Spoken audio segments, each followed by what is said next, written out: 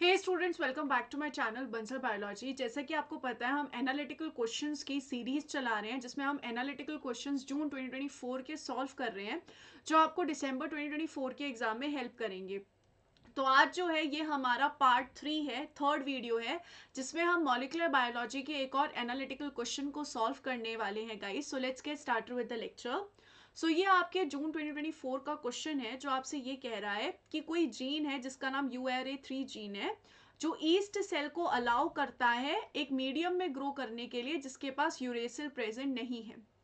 Shown below are cell types having URA3 gene inserted at distinct position of the chromosome। यहाँ पर आपको बता रखा है कि तीन यहाँ पर सेल्स हैं, इन तीन सेल्स के डिफरेंट डिफरेंट क्रोमोसोम्स के डिफरेंट डिफरेंट हिस्सों पे इन्होंने URA3 जीन को इंसर्ट किया है। और URA3 जीन की स्पेशलिटी क्या है कि ये इन बैक्टीरिया को, जिनके भी पास है, सॉरी ईस्ट सेल, जितने भी ईस्ट सेल है जिनके पास भी ये URA3 जीन होगा, वो उसको यूरेसिल के एब्सेंस में भी ग्रो करवा देंगे उन ईस्ट सेल को। The ability of each cell type to grow on scURA in either log phase or stationary phase is listed below on the right।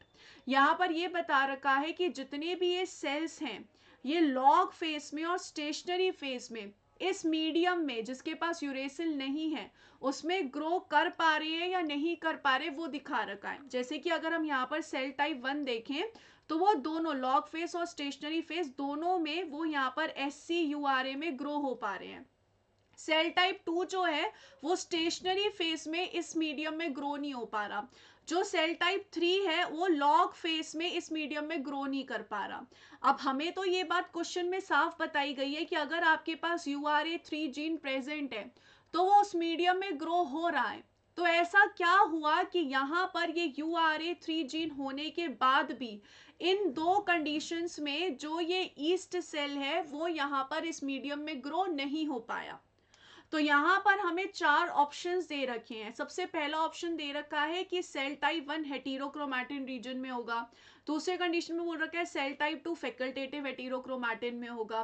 तो क्वेश्चन जो है वो कहीं ना कहीं हेटेरोक्रोमैटिन और यूक्रोमैटिन की बात कर रहा है दोस्तों। तो हम इस क्वेश्चन को सॉल्व करने से पहले हेटेरोक्रोमैटिन और यूक्रोमैटिन का कॉन्सेप्ट जान लेते हैं। देखो, यूक्रोमैटिन DNA या क्रोमोसोम का वो हिस्सा होता है जो ऑन रहता है, यानी कि वो हिस्सा है ये जो क्या कर सकता है, DNA से RNA बना सकता है और RNA से प्रोटीन बना के अपना काम करवा सकता है। हेटेरोक्रोमैटिन वो हिस्सा होता है जहां पर जीन ऑफ रहता है, यानी कि ये ऐसा हिस्सा है जो DNA से RNA नहीं बना पाएगा। अब इसमें भी दो तरीके के हेटेरोक्रोमैटिन होते हैं, एक कॉन्स्टिट्यूटिव हेटेरोक्रोमैटिन होते हैं और एक फैकल्टेटिव हेटेरोक्रोमैटिन होते हैं।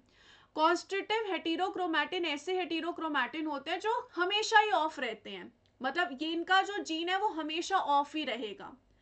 वहीं फैकल्टेटिव हेटेरोक्रोमैटिन ऐसे हेटेरोक्रोमैटिन होते हैं जो यूक्रोमैटिन और हेटेरोक्रोमैटिन में कन्वर्ट हो सकते हैं, यानी कि ये दल बदलू हैं।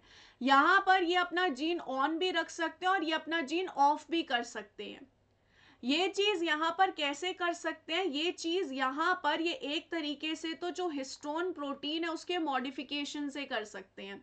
हमें पता है DNA जो है वो हिस्टोन के अराउंड रैप होता है, तो अगर हम यहाँ पर हिस्टोन की टेल के ऊपर मिथाइलेशन करवा देते हैं तो उस कंडीशन में हिस्टोन DNA को टाइटली पकड़ लेता है।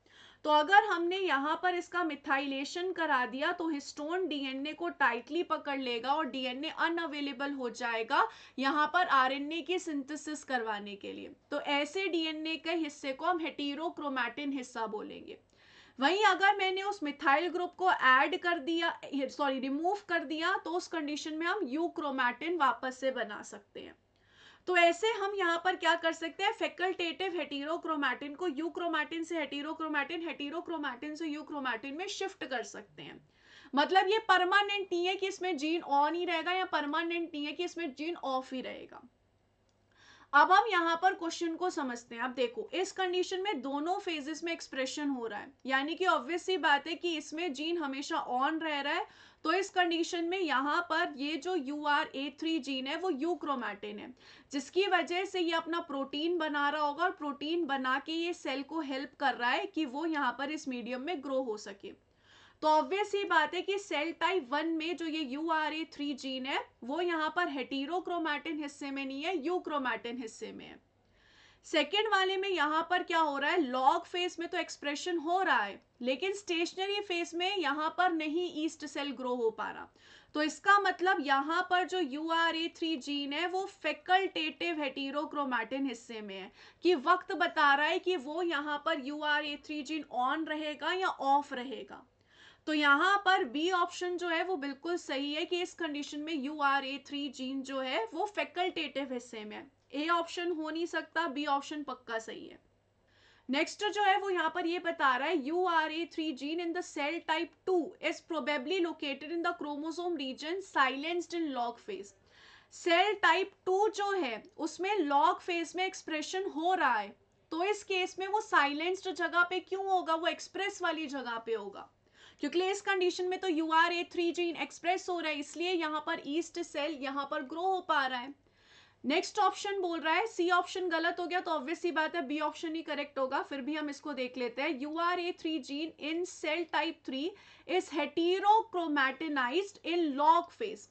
बिल्कुल सही बात है कि जो थर्ड कंडीशन है उसमें URA3 जीन जो है वो लॉग फेज में हेटेरोक्रोमैटिनाइज्ड हो चुका है, जिसकी वजह से यहाँ पर वो एक्सप्रेस नहीं हो रहा होगा और ईस्ट सेल इस कंडीशन में ग्रो नहीं हो पा रहा।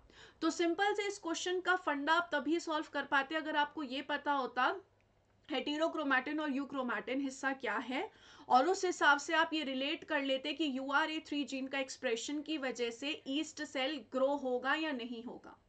तो अगर URA3 जीन है तो ईस्ट सेल ग्रो होगा, नहीं तो नहीं होगा। इस इजी कॉन्सेप्ट के साथ आप इस एनालिटिकल क्वेश्चंस को आराम से सॉल्व कर पाते दोस्तों। मुझे उम्मीद है कि आपको ये क्वेश्चन अच्छे से समझ में आ गया होगा।